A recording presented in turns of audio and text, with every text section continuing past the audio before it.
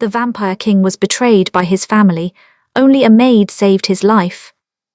The grand ballroom of Castle Thornwick glowed with crimson chandeliers, their light dancing across the faces of the vampire nobility gathered for the ancient coronation ceremony.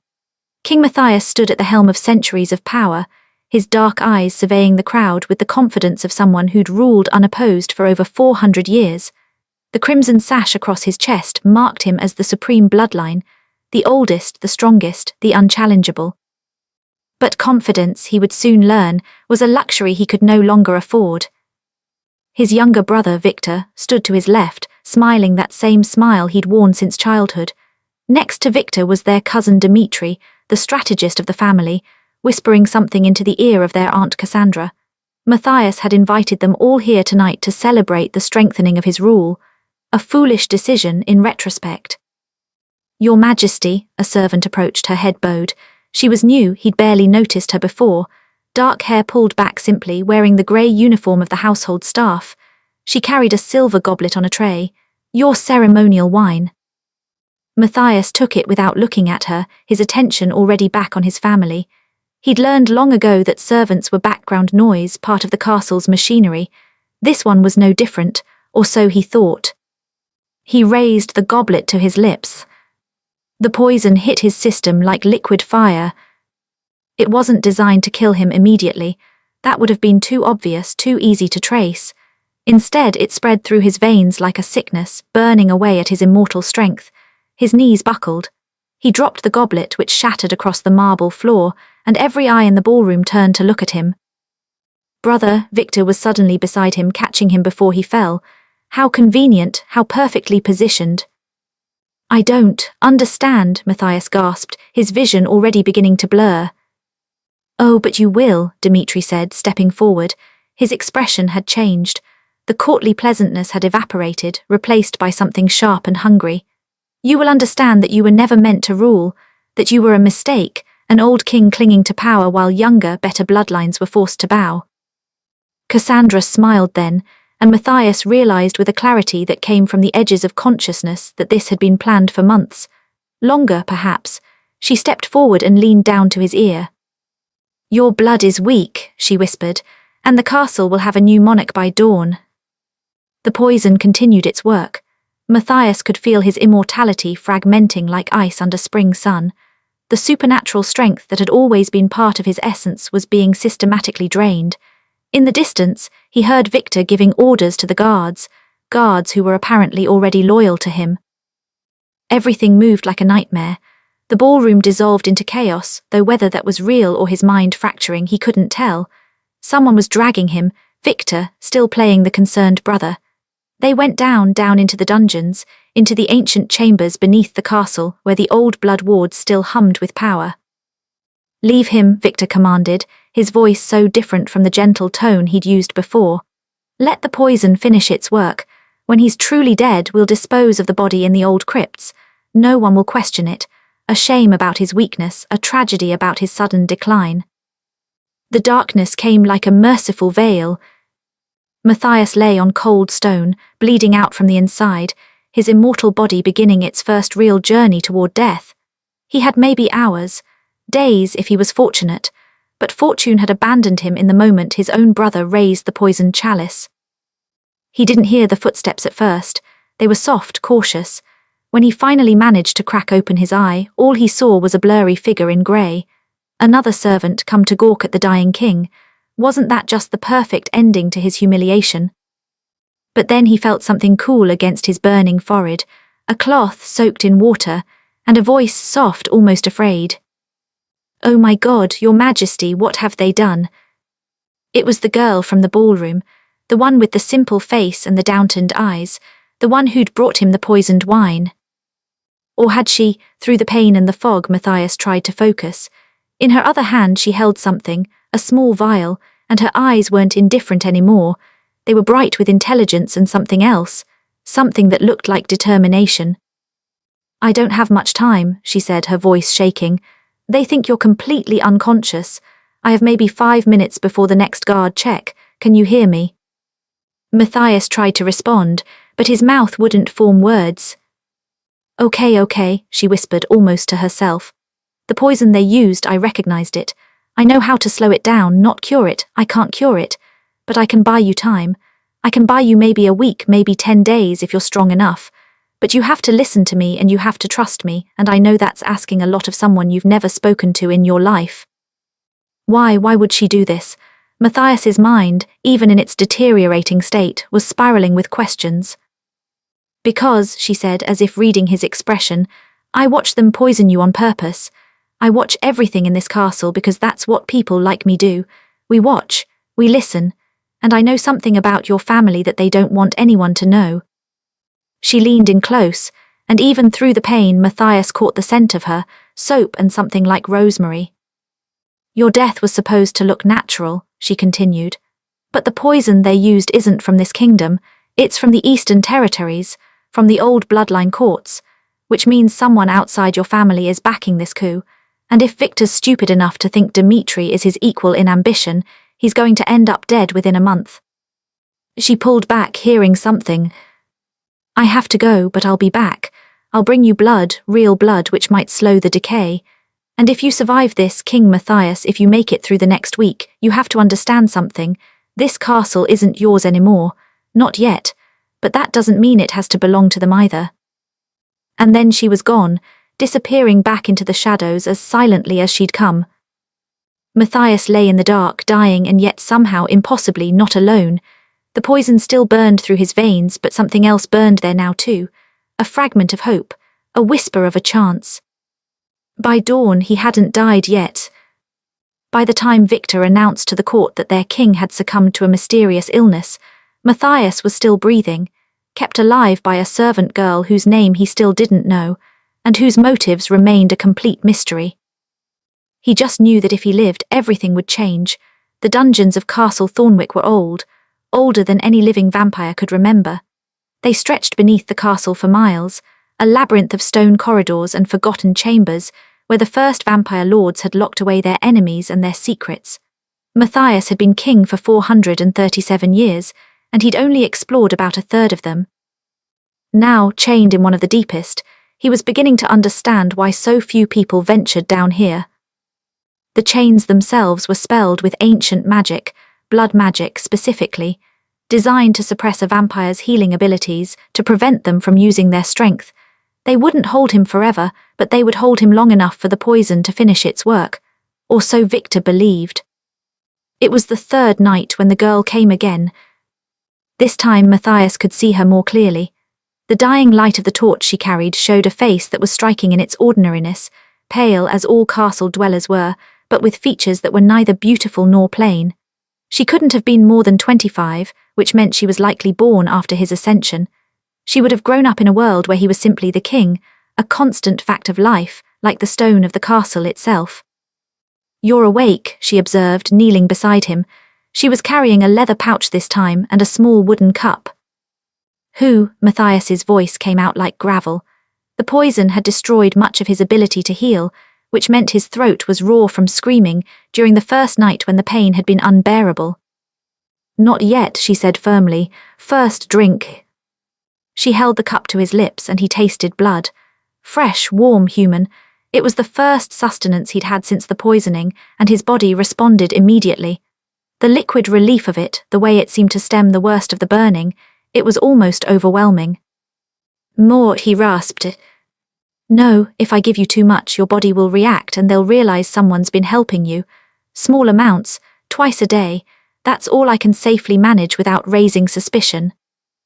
She was right, and some corner of his mind acknowledged it, even as the vast majority of him wanted to simply drain her dry and damn the consequences. The hunger was worse than the poison in its own way. For 4 centuries he'd never gone hungry. Blood had always been available, always plentiful. Now, she said, settling back on her heels, we need to talk about what happens next. I don't even know your names. It's Rowena, she said, and before you ask, I'm nobody. I was hired on 6 months ago when old Margaret retired. I work in the kitchens mostly and I help with the cleaning. I'm the kind of person people look right through, which is why I notice things others didn't. You knew about the poison. I knew about it before it was administered, Rowena corrected.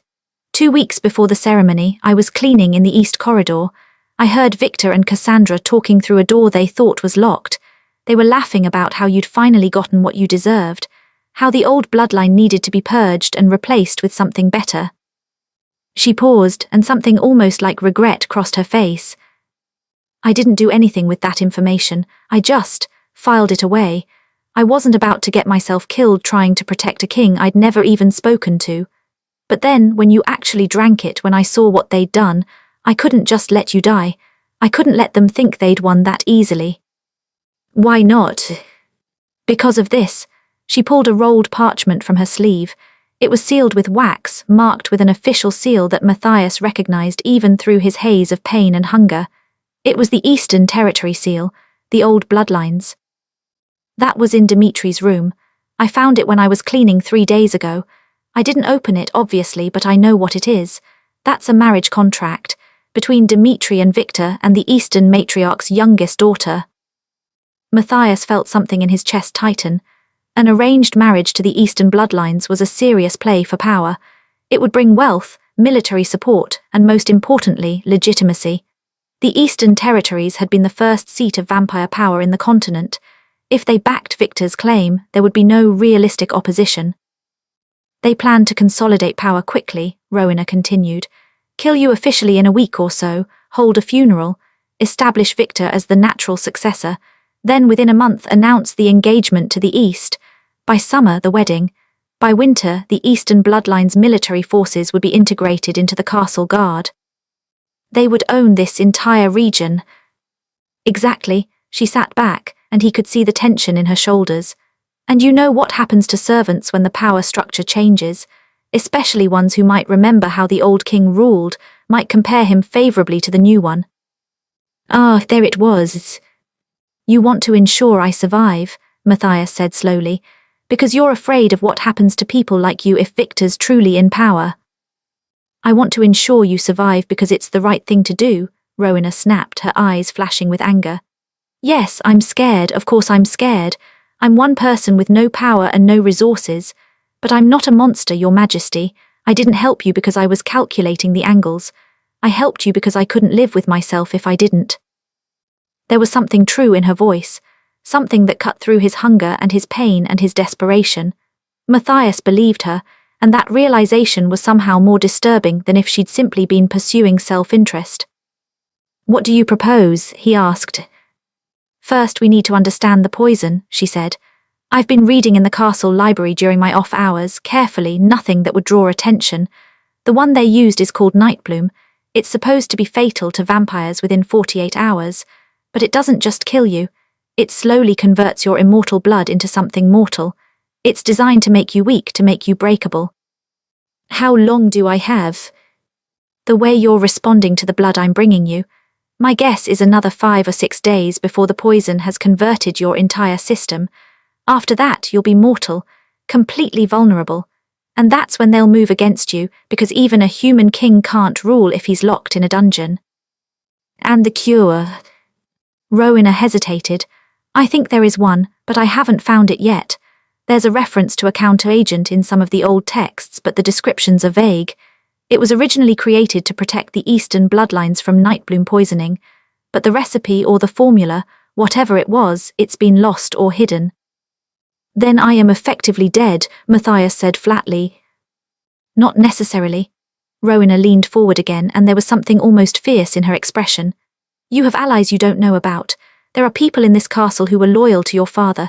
Some of them are still here, working, waiting. And there are houses in the other territories who won't be happy about the Eastern bloodlines gaining this kind of power.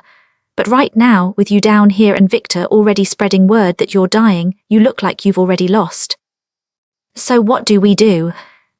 We buy time, Rowena said. I bring you blood, keep you alive, you recover as much as you can, and I look for the cure. I have access to places that would draw suspicion if you tried to go there. I can search in ways that won't be noticed. And what happens when they search the dungeons, when they realize I'm not dead? They won't for a while, Rowena said. Victor's too busy establishing his rule, too busy meeting with the nobles and the house lords. The poison is supposed to do our work for us, so he's not going to waste time checking on you. We have maybe 2 weeks before he gets curious, maybe 3 if I'm lucky. 2 or 3 weeks, to find a cure for a poison that had taken centuries to perfect, to somehow gather evidence of a conspiracy, to organize allies he wasn't even sure he had. It was impossible. But Rowena was still there, still kneeling beside him, and her face showed no doubt, just determination and something like hope.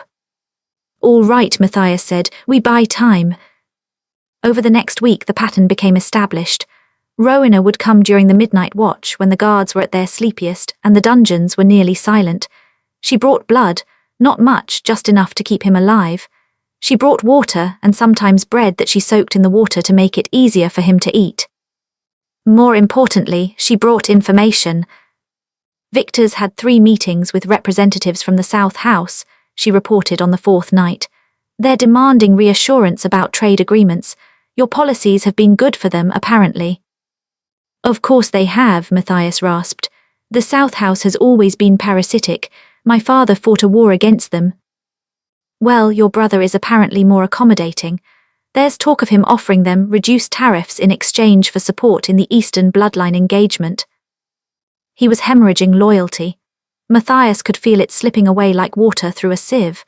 Every deal Victor made, every concession, every moment that passed without the old king making a move, it all reinforced the narrative that he was finished. "Have you found anything about the cure?" he asked on the 6th night. Rowena's expression darkened. "Maybe. There's a reference in an old manuscript in the restricted section. It mentions something called the Silvermoon herb and a binding ritual, but the text is incomplete, and I haven't been able to find any information about where Silvermoon might grow." "The Eastern bloodlines would know," Matthias said. "They created the poison. They would have created the counter as well." "Then that's where we need to look," Rowena said. "Dimitri's room. He's still here, still meeting with Victor every day. He might have information." "It's too dangerous." "Everything about this is dangerous," Rowena pointed out. "You're dying in a dungeon. Your brother's systematically dismantling your government. The Eastern bloodlines are moving pieces into place. At this point, a little more danger doesn't matter." She was right, and Matthias hated her for it. The next night she came back with a leather-bound journal, her hands shaking. "This was in Dimitri's room, hidden behind a loose stone in the wall. Your Majesty, you need to read this. I only skimmed it, but—" She trailed off as she watched him read. The journal was written in code, but simple code, something that had probably taken Dimitri all of 5 minutes to implement. Once Matthias figured out the pattern, the contents became devastatingly clear. Dimitri had been in contact with the Eastern bloodlines for years, not months, years. He'd been systematically building a case against Matthias, documenting what he saw as weaknesses in the kingdom's rule. And beneath that documentation was something far worse, proof that Dimitri had orchestrated multiple events over the past decade. The drought in the western provinces, orchestrated through bribed local lords.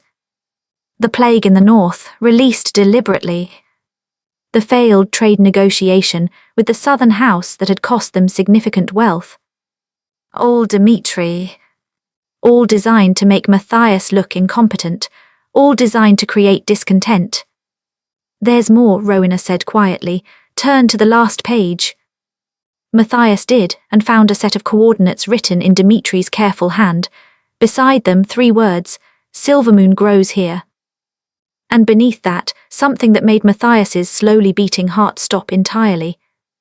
"When V is secure, remove D. The Eastern matriarch's daughter marries the king, not the prince.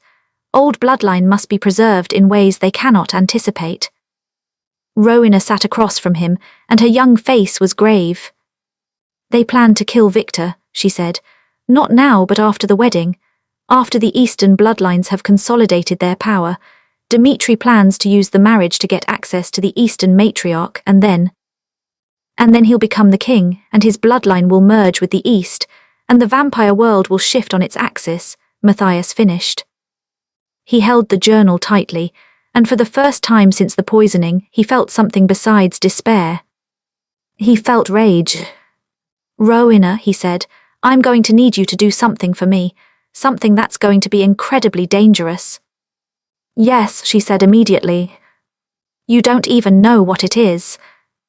"I don't care, tell me." And so Matthias began to form a plan that would require him to walk a knife's edge between life and death, between surviving long enough to recover and moving fast enough to catch his enemies before they slipped away. A plan that would require the help of a servant girl, with nothing to lose and everything to gain. It was still impossible. But now at least Matthias had a reason to fight.